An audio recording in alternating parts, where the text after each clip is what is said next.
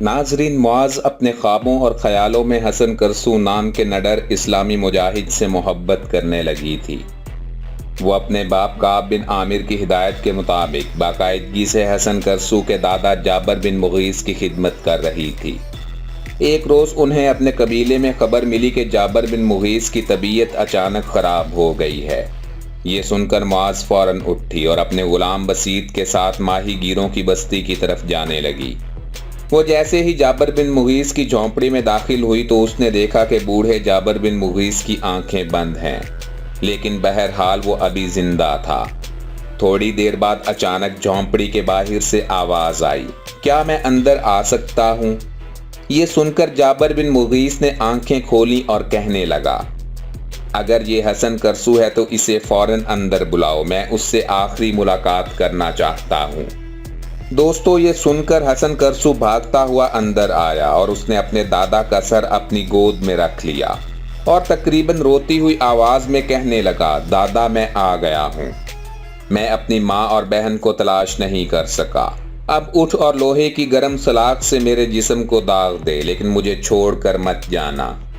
لیکن دوستو، جیسا کہ حکم خداوندی ہے کہ ہر نفس نے موت کا مزہ چکھنا ہے، لہٰذا حسن کرسو کا دادا بھی اپنے خالق حقیقی سے جا ملا۔ اسے ماہی گیروں کے قبرستان میں ہی دفن کیا گیا۔ تدفین کے بعد کعب بن عامر کی بیوی میسونہ نے اپنے غلام بسیط کے ذریعے حسن کرسو کو اپنے پاس بلوایا۔ جب حسن کرسو ان کے پاس گیا تو وہ کہنے لگی کہ ہمارے خاندان کا ایک فرد تمہیں اپنی ذات کی گہرائیوں سے چاہنے لگا ہے۔ میرا اشارہ معاذ کی طرف ہے، اور آخری بات یہ کہ تم ہمیشہ یاد رکھنا کہ تمہارے لیے ہمارے گھر کے دروازے ہمیشہ کھلے رہیں گے۔ یہ تمام باتیں سن کر حسن کرسو وہاں سے رخصت ہوا۔ اس نے گزرتے ہوئے ایک نگاہ معاذ پر ڈالی، جس کی نظریں شرم و حیا کی وجہ سے جھکی ہوئی تھیں۔ اب حسن کرسو اور کاکاد اپنے امیر خیر الدین باربروسا کے مقرر کردہ مشن کو پورا کرنے کے لیے مغربی علاقوں کا رخ کر رہے تھے۔ ناظرین، وحشی ہواؤں کے دوش پر جوش مارتی بھوکے سمندر کی لہریں لہو میں گوندھی موت کی طرح گرا رہی تھیں۔ نئی دنیا کی طرف سے سونا اور دوسرا قیمتی مال و متاع لے کر آنے والے ہسپانوی جہاز بڑی تیزی سے مشرق کا رخ کیے ہوئے تھے، اس لیے کہ سمندر میں چلتی تیز ہوائیں ان کے موافق تھیں۔ لہذا چپوؤں سے کام لیے بغیر جہاز اور کشتیاں سمندر کے اندر رواں دواں تھے۔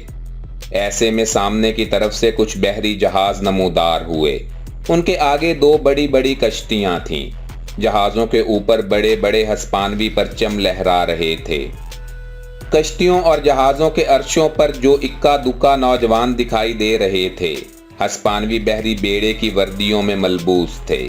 نئی دنیا کی طرف سے آنے والے ہسپانوی جہازوں نے یہی سمجھا کہ شاید سامنے کی طرف سے ان کا اپنا بحری بیڑا ان کی حفاظت کے لیے آ رہا ہے، جبکہ وہ حقیقت میں حسن کرسو اور کاکاد تھے۔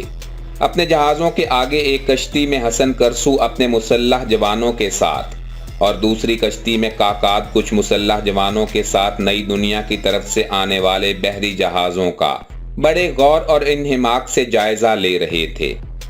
قریب آ کر حسن کرسو اور کاکاد کے جہاز دو حصوں میں بٹ گئے۔ اپنی کشتی میں حسن کرسو آنے والوں کے دائیں جانب ہو گیا، جبکہ کاکاد اپنی کشتی کو لے کر بائیں طرف بڑھا۔ دونوں کے پیچھے بحری جہاز بھی تقسیم ہو گئے۔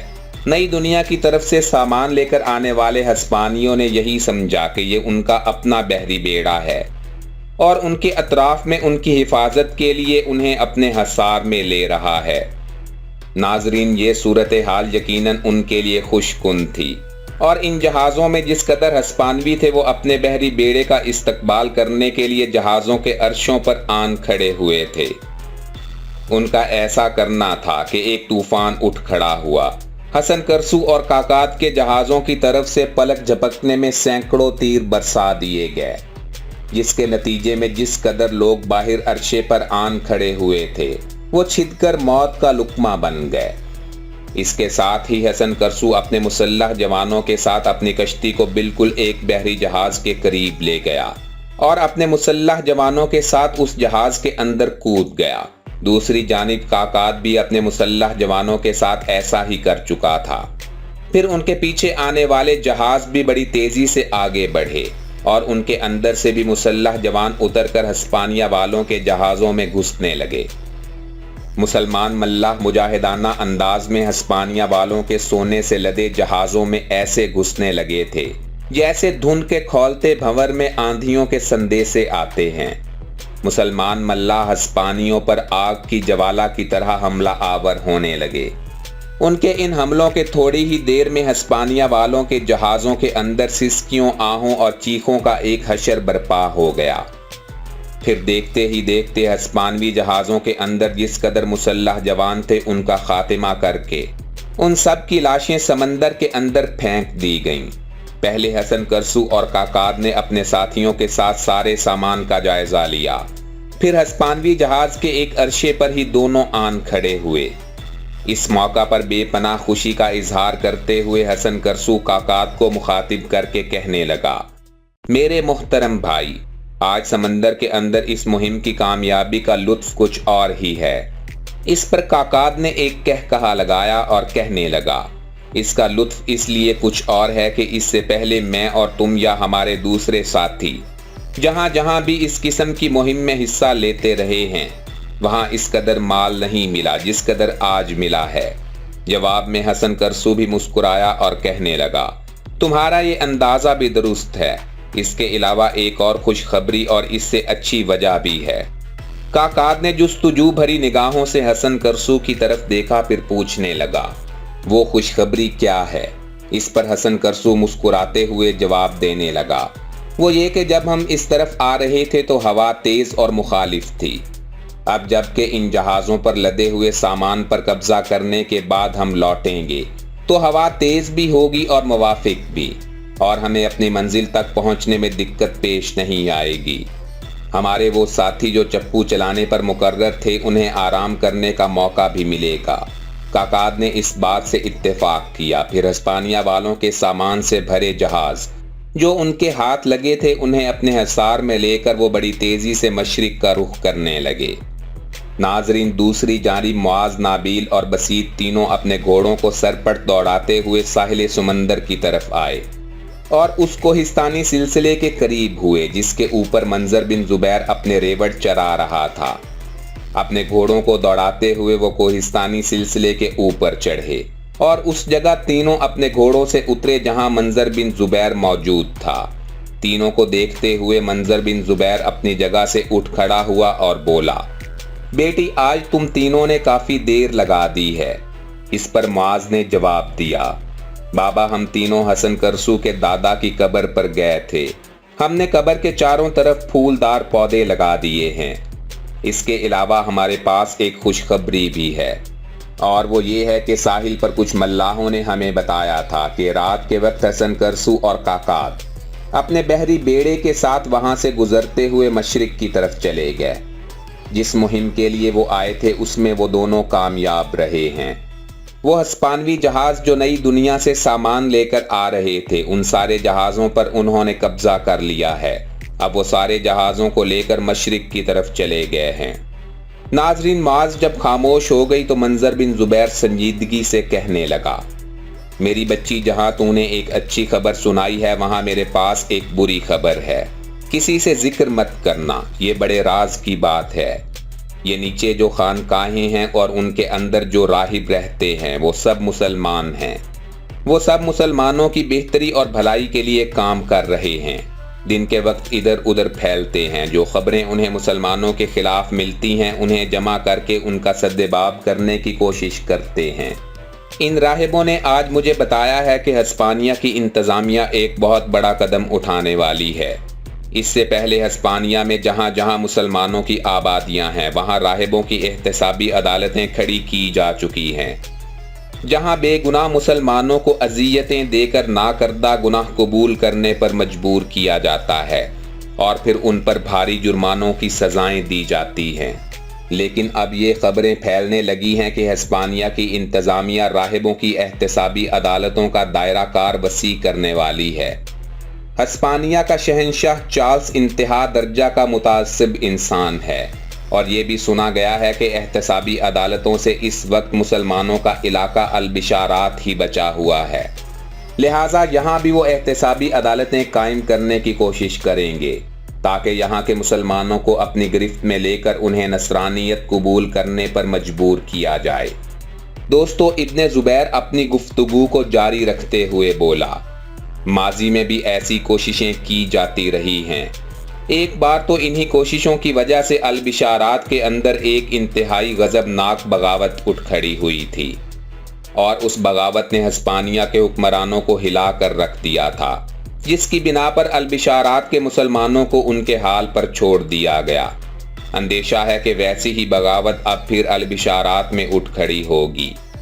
اس بغاوت سے لے کر آج تک نصرانی حکومت البشارات کے مسلمانوں کو زیر کرنے کے لیے مختلف حربے آزما رہی ہے، لیکن ابھی تک ان کا کوئی حربہ ہمارے خلاف کامیاب نہیں ہوا۔ اب پھر وہ کوشش کریں گے کہ ہمارے علاقوں کے اندر راہبوں کی احتسابی عدالتیں قائم کریں، اور مجھے امید ہے کہ البشارات کے سارے قبائل مل کر ہسپانیہ کے حکمرانوں کی یہ کوشش بھی ناکام بنا دیں گے۔ ناظرین، منظر بن زبیر کی باتوں سے معاذ، نابیل اور بسیط کسی حد تک افسردہ ہو گئے۔ اس کے بعد تینوں وہاں سے اٹھ کر اپنے گھوڑوں پر سوار ہوئے اور کوہستانی سلسلے سے نیچے اتر کر وہ اپنی بستی کا رخ کرنے لگے۔ دوستو، اب خیر الدین باربروسا کی سنیے۔ ایک روز وہ نئے بنائے جانے والے بحری جہاز کا معائنہ کر رہا تھا کہ اس کا پرانا اور انتہائی مخلص ملاح صالح اس کے قریب آیا اور اسے مخاطب کر کے کہنے لگا، امیر، آپ نے اپنے جن جوانوں کو حسن کرسو کی ماں اور بہن کو تلاش کرنے پر مقرر کیا تھا، ان میں سے 2 میرے پاس آئے تھے۔ انہوں نے یہ انکشاف کیا ہے کہ غرناطہ کے کچھ لوگ جزیرہ سالونیک میں آ کے آباد ہو گئے تھے۔ ان کا خیال ہے کہ حسن کرسو کی ماں اور بہن بھی اسی جزیرے میں ہوں گے۔ یہ سن کر خیر الدین باربروسا نے کچھ سوچا، پھر کہنے لگا، ابھی اس بات کا ذکر حسن کرسو سے نہ کرنا۔ اگر اس جزیرے میں اس کی ماں اور بہن نہ ملے تو اسے بڑی مایوسی ہوگی۔ جب تک اس کی ماں اور بہن نہیں مل جاتی اس وقت تک اس پر ایسا کوئی انکشاف نہ کیا جائے۔ اس کے علاوہ جہاں تک جزیرہ سالونیک کا تعلق ہے تو اس میں زیادہ تر یہودی آ کر آباد ہو گئے ہیں۔ ہسپانیہ میں نصرانیوں کے مظالم سے بھاگ کر ان گنت اور بے شمار یہودی عثمانی سلطنت میں آ گئے تھے اور سالونیک کے جزیرے میں آباد ہو گئے تھے۔ یہ لوگ بظاہر مسلمان تھے مگر باطن میں یہودیت پر قائم رہے۔ ان لوگوں نے پہلے اپنے آپ کو مسلمان ظاہر کیا، لیکن بعد میں انہوں نے یہودیت کے بھیس میں پرزے نکالنے شروع کر دیے، اور انہوں نے اس وقت کے عثمانی سلطان عبدالحمید پر زور ڈالنا شروع کر دیا کہ وہ فلسطین کے کچھ علاقے یہودیوں کے حوالے کر دے۔ یہ واقعہ اس لیے پیش آیا کہ سلطان عبدالحمید نے ایک فرمان جاری کیا تھا جس کی روح سے سلطان کی دولت عثمانیہ، جس میں فلسطین بھی شامل تھا، یہودیوں کی اجتماعی ہجرت ممنوع قرار دے دی تھی۔ اسی طرح یہودی زائرین کو فلسطین کے اندر 3 ماہ سے زیادہ قیام کرنے کی اجازت نہیں تھی۔ اس فرمان کے بعد سالونیک کے یہودیوں نے مختلف طریقوں سے سلطان عبدالحمید کو اپنے چنگل میں لینے کی کوشش کی۔ سالونیک کا ایک یہودی سوافندی تھا۔